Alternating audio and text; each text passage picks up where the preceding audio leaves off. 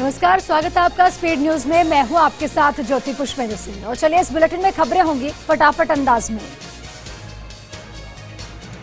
गलवान में खूनी झड़प का 1 साल, एलएसपी पर पहले से और मजबूत हुआ भारत। तीनों सेनाओं के बीच तालमेल बढ़ा। गलवान के बाद और मजबूत हुई भारत की सुरक्षा। भारत अब किसी भी स्थिति से निपटने में सक्षम है। चीनी वैज्ञानिकों ने चमगादड़ों में खोजे 24 नए वायरस, उनमें से 4 कोविड-19 के समान। चीनी वैज्ञानिकों ने जांच की मांग के बीच दावा किया, कभी कभी नए वेरिएंट्स उभरते हैं और गायब हो जाते हैं, दूसरी बार नए वेरिएंट्स बने रहते हैं। दुबई में आयोजित होगा विश्व एक्सपो। केंद्रीय मंत्री जितेंद्र सिंह ने कहा, भारत करेगा अंतरिक्ष शक्ति का प्रदर्शन। 192 देश लेंगे इसमें हिस्सा और इसरो की उपलब्धियों को दिखाने के लिए यहाँ एक विशेष प्लॉट बुक है। कनाडा के पीएम जस्टिन ट्रूडो ने बीते दिनों मुस्लिम परिवार को ट्रक से रौंदने के मामले को आतंकवादी घटना करार दिया और मामले में अभियोजकों ने आरोपी व्यक्ति के खिलाफ आतंकवाद के आरोप लगाए। बता दें कि हादसे में 4 व्यक्तियों की मौत हुई थी। कोरोना वायरस ने फिर से अपना रूप बदल लिया और नए वेरिएंट डेल्टा प्लस का पता चला। वैज्ञानिक बोले, चिंता की बात नहीं, देश में अब भी इसके बेहद कम मामले हैं। वैज्ञानिकों ने इसकी जानकारी दी। एम्स में आज से कोरोना वैक्सीन के लिए 6 से 12 साल के बच्चों की स्क्रीनिंग शुरू हुई। ये वैक्सीन का ट्रायल भारत बायोटेक करवा रहा है। ट्रायल में बच्चों को उम्र के हिसाब से 3 ग्रुप्स में बांटा गया। बढ़ गया आपकी थाली का बजट। फल सब्जी से लेकर ईंधन तेल की कीमतों के दाम आसमान के पार पहुंचे। लगातार 5 महीने से थोक महंगाई बढ़ी है। प्याज के दाम में भी तेजी आ रही है। देश में कोरोना संक्रमण का अब दर घट रहा है। 24 घंटे में कोरोना के 60,471 नए मामले, 2,726 मरीजों की मौत हुई। इलाहाबाद हाईकोर्ट ने शिक्षण संस्थानों से जुड़े मामलों में सुनाया फैसला। योगी सरकार के निर्णय को बरकरार रखा। हाईकोर्ट ने खारिज की कर्मचारियों की याचिका। 2016 में नहीं मिला था कर्मचारियों को वेतन।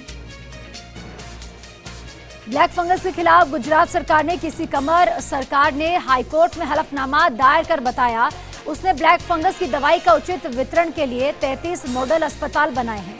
जिलावार कमेटी का गठन किया गया।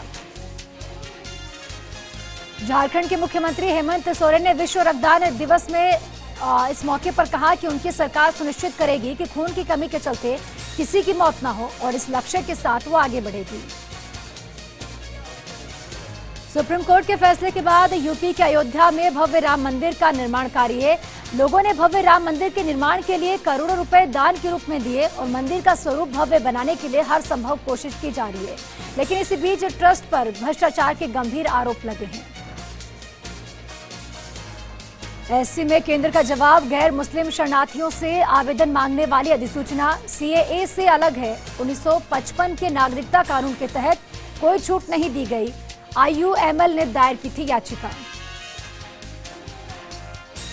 गुजरात में आज से लागू लव जिहाद कानून। जबरन धर्म परिवर्तन करने और धोखाधड़ी से शादी करने वालों पर अब कानूनी तौर पर कार्रवाई होगी। दोषी पाए जाने पर 10 साल की सजा हो सकती है। झुंझुनू के बिसाऊ में युवक से लाठी सरियों से मारपीट की गई। मारपीट का वीडियो सीसीटीवी कैमरे में कैद हो गया। इंस्टाग्राम पर वीडियो बनाने को लेकर यह मनमुटाव चल रहा था।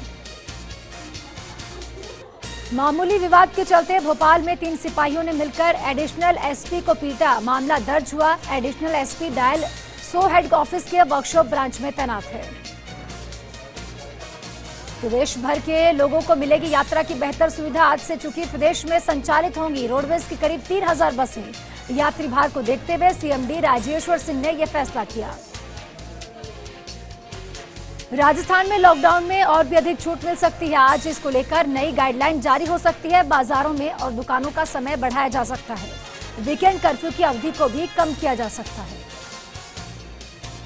चूरू के सुरवाला चौक से गिरफ्तार हुए सोना लूटने वाले 2 आरोपी। 17 किलो सोना और 8.92 लाख रुपए बरामद। 2 अन्य लुटेरों की तलाश में पुलिस जुटी है। फिल्म निर्माता आयशा सुल्ताना ने मांगी गिरफ्तारी से बचने के लिए अग्रिम जमानत। पुलिस ने आयशा को किया 20 जून को तलब।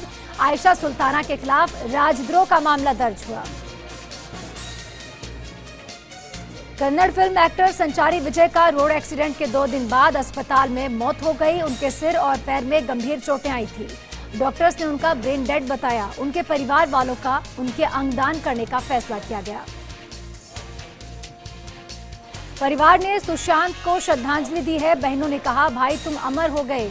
सुशांत की बहन प्रियंका ने लिखा, एक भावुक नोट। और सुशांत सिंह राजपूत के दुनिया को अलविदा किए हुए पूरा 1 साल बीत चुका है। पुणे बेस्ड स्टार्टअप ने कोरोना को बेअसर करने के लिए स्पेशल मास्क तैयार किया। एंटीवायरस एजेंट से ये कोटेड है।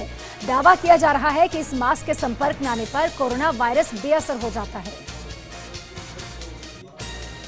पूर्व स्पिनर सैयद अजमल का विवादित बयान, बैन से बचने के लिए अश्विन को 6 महीने अंतर्राष्ट्रीय क्रिकेट से दूर रखा गया।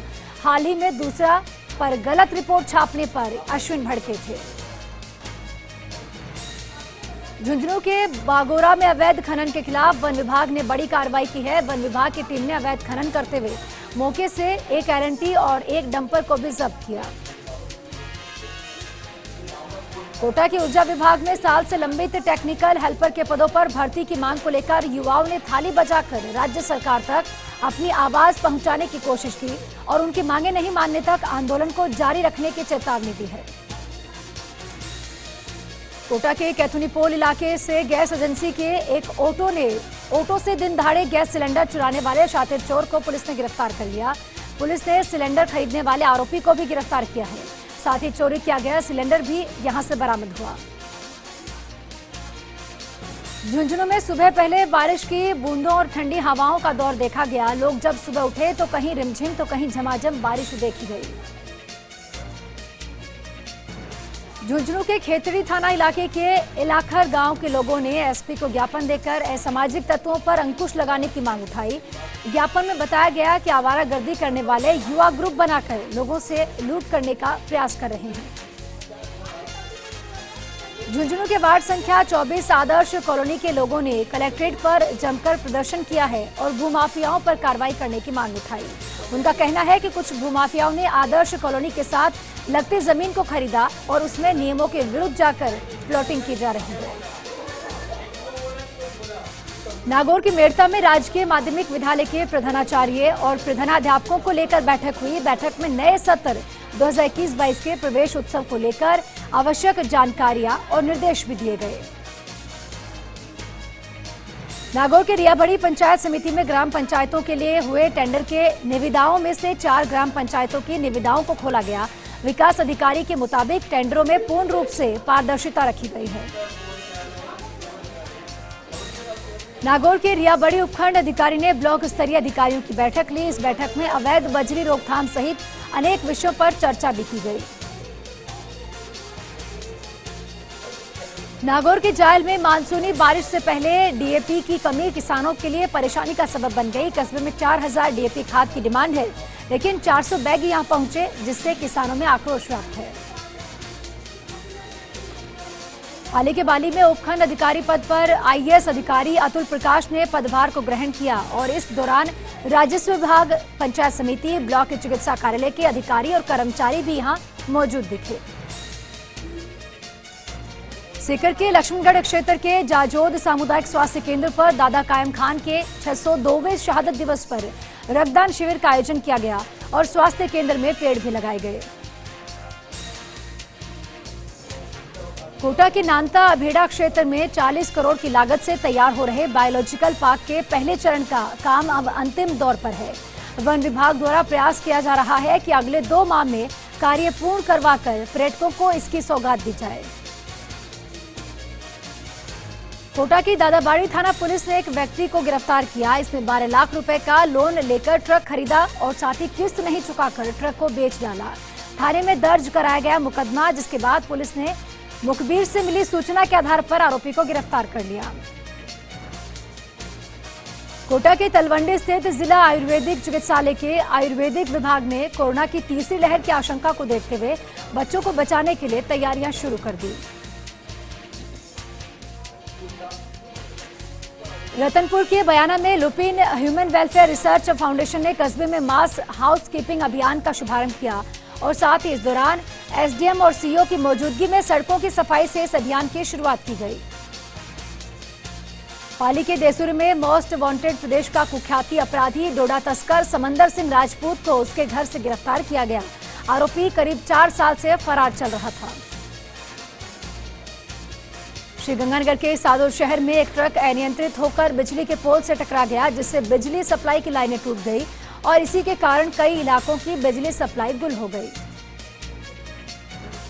सीकर के माधव सागर तालाब स्थित बोलता बालाजी मंदिर में चोरों ने चोरी की वारदात को अंजाम दिया है। सूचना पर पुलिस पहुंची और घटना का जायजा लिया। मामले में जांच शुरू की गई। प्रतापगढ़ में स्वास्थ्य विभाग की ओर से चलाए जा रहे वैक्सीनेशन अभियान की गति एक बार फिर से सुस्त दिखाई दी है। यहां गति सुस्त पड़ चुकी है। बीते 24 घंटों में मात्र 780 व्यक्तियों को वैक्सीन लगाई गई। वहीं अभियान की धीमी रफ्तार की मुख्य वजह वैक्सीन की कमी भी बताई गई। झुंझुनू के ढिंगाल में शहीद अजय चौधरी के 5वें शहादत दिवस पर उन्हें याद किया गया। इस दौरान नवलगढ़ के प्रधान दिनेश सुंडा ने राष्ट्रीय ध्वज फहराकर कार्यक्रम का शुभारंभ किया। अजमेर के आदर्श नगर थाना पुलिस ने धारदार चाकू के साथ एक आरोपी को गिरफ्तार किया। पुलिस के मुताबिक आरोपी किसी घटना को अंजाम देने की फिराक में था। राजसमंद के भीम क्षेत्र में 75 लाख रुपए की लागत से निर्मित सड़क 75 दिन भी नहीं चल पाई। डामर की रोड कुछ ही दिनों बाद उखड़ती हुई दिखाई दी, जिससे अब ग्रामीणों में आक्रोश व्याप्त है। जोधपुर का लुणिया तहसील में जहां ग्राम पंचायत कुड़ी भगतसानी में कोरोना टीकाकरण नहीं होने के चलते सरपंच चंद्रलाल खावा अन्न जल त्याग कर खुद धरने पर बैठे हैं और इसके चलते उनकी तबीयत भी बिगड़ गई। अजमेर के आदर्श नगर थाना क्षेत्र के बड़लिया स्थित धर्मेश जैन गोदाम पर अज्ञात चोरों ने चोरी की वारदात को अंजाम दे दिया और गोदाम से करीब 6 से 7 लाख रुपए के माल को लेकर फरार हो गए।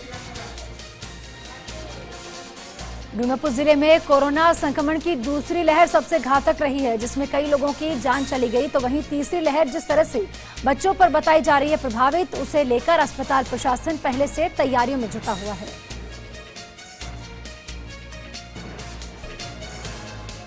ब्रेक के बाद आपका स्वागत और चले आगे बढ़ते हैं।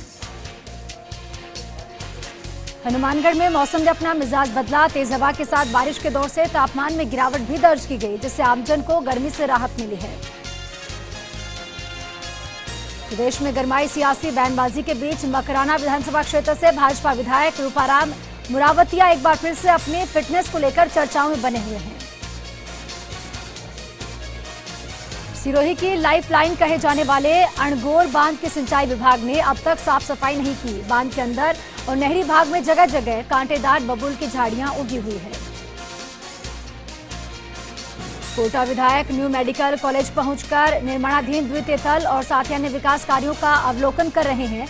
इस दौरान चिकित्सा अधिकारी मौजूदा व्यवस्थाओं के संबंध में भी अधिकारियों से चर्चा करेंगे। डूंगरपुर नगर परिषद के पूर्व सभापति की ओर से शहर के आदर्श नगर निवास पर पुलिस मित्रों का सम्मान समारोह का आयोजन किया गया। समारोह में लॉकडाउन में पुलिस के साथ निस्वार्थ भाव से सेवा करने वाले पुलिस मित्रों का पूर्व सभापति ने सम्मान किया है। नागौर के मुंडवा में जलदाय विभाग की लापरवाही देखने को मिली। रोड के किनारे गुजरने वाली जलदाय विभाग की पेयजल आपूर्ति पाइपलाइन पिछले कई दिनों से लीकेज थी, जिससे रोड अब टूटने लगी है। जैसलमेर के मोहनगढ़ में एक युवक ने पेड़ पर फांसी लगाकर आत्महत्या कर ली। फिलहाल आत्महत्या के कारणों का खुलासा नहीं हो पाया। सवाई माधोपुर के बोली में सिंचाई का मुख्य स्रोत माने जाने वाले ढील बांध से निकलने वाली 50 किलोमीटर की नहर में दरारें आने लग गई, जिससे अब लोगों में आक्रोश व्याप्त है। राजसमंद जिले के भीम और देवगढ़ क्षेत्र में खेल प्रेमियों की स्टेडियम की मांग अब जल्द ही पूरी होने वाली है। प्रदेश सरकार द्वारा स्थानीय विधायक की अनुशंसा पर करीब 1 करोड़ की लागत से बनने वाले इस खेल स्टेडियम का विधायक ने भूमि पूजन कर शिलान्यास किया है। अजमेर के पुष्कर को मिल रही 100 बेड के अस्पताल की सौगात तीर्थ के प्रति आस्था रखने वालों के लिए पीड़ादायक साबित होती दिखाई दे रही है। यदि अस्पताल का निर्माण इस भूमि पर होता है तो आने वाले समय में अस्पताल की गंदगी पानी में बहकर सरोवर में पहुंचेगी। सीकर के लक्ष्मणगढ़ में जलदाय विभाग द्वारा डाली गई पाइपलाइन में जड़ों ने अपनी जगह बना ली, जिससे लोगों को पीने के पानी की समस्या का सामना करना पड़ रहा है। नागौर में 1050 टीके डिडवाना ब्लॉक के लिए आवंटित किए गए। शहर के राजकीय बांगड़ कॉलेज में जहां 250 टीके विदेश में नौकरी के लिए जाने वाले लोगों के लिए आवंटित किए गए हैं। प्रतापगढ़ में बाजारों के खुलने के बाद भीड़ बढ़ने लगी है। लोग फिर से लापरवाही बरतने लगे हैं। पुलिस ने बिना मास्क घूमने वाले और सोशल डिस्टेंसिंग का पालन नहीं करने वालों के खिलाफ उचित कार्रवाई की है। अलवर में नारायणपुर थाना पुलिस ने बड़ी कार्रवाई को अंजाम दिया। अंतर्राज्यीय गिरोह का पर्दाफाश किया। मकानों से नकदी जेवरात चुराने वाली गैंग के 3 शातिर बदमाशों को गिरफ्तार किया है। प्रतापगढ़ कलेक्टर रेणु जयपाल ने मिनी सचिवालय में जिला स्तरीय अधिकारियों की साप्ताहिक समीक्षा बैठक ली और रोडवेज प्रबंधक और जिला परिवहन अधिकारी को गाइडलाइन पालना करवाने को कहा गया। और इसी के साथ फिलहाल इस बुलेटिन में इतना ही, लेकिन आप बने रहिए फर्स्ट इंडिया न्यूज के साथ। नमस्कार।